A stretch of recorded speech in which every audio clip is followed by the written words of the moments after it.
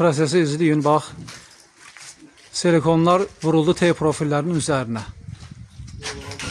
Yapışdırıcı və saxlayıcı, bərkidici şayba şuruplarla sıxılır müvəqqəti olaraq.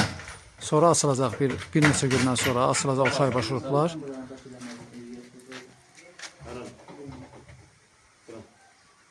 Yapışdırıcı silikonun quruma müddəti ərzində onlar orada qalacaq. Quruyandan sonra açılır və şayba şurupsuz tavan görünüş əldə edilir. Buradakı tavanın şayba şurupları əksəriyyəti açılıb. Bunları saxlamışıq. Bunlar biraz sonradan vurulub. Ona görə onları biraz saxladıq ki, biraz da qalsın. Amma əsas olan hissəsini demək, şayba şurupları açıldı. 99 dediniz, qabağı.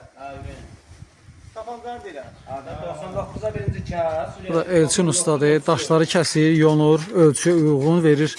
Azər usta ilə Aqil ustaya daşla təmin edir. Sağlamız da bizim. Deməli, Azərlə Aqil usta montaj edirlər. Orada müvafiq ölçüləri ötürürlər Elçin ustaya. Elçin usta da burada ölçüləri çıxardır. Yəni ölçülər elə ideal kəsilməlidir ki, tavanda əyrilik və yaxud da hər hansı bir dərzin biri böyük, biri balaca olmasın da. Burada peşəkar işləyir. 1 milli oyan-buyan olanda, həmin ustalar dərhal həmin daşı göndərirlər, get tezdən yon göndər. Yox, həqiqətən də işlər belə gedir.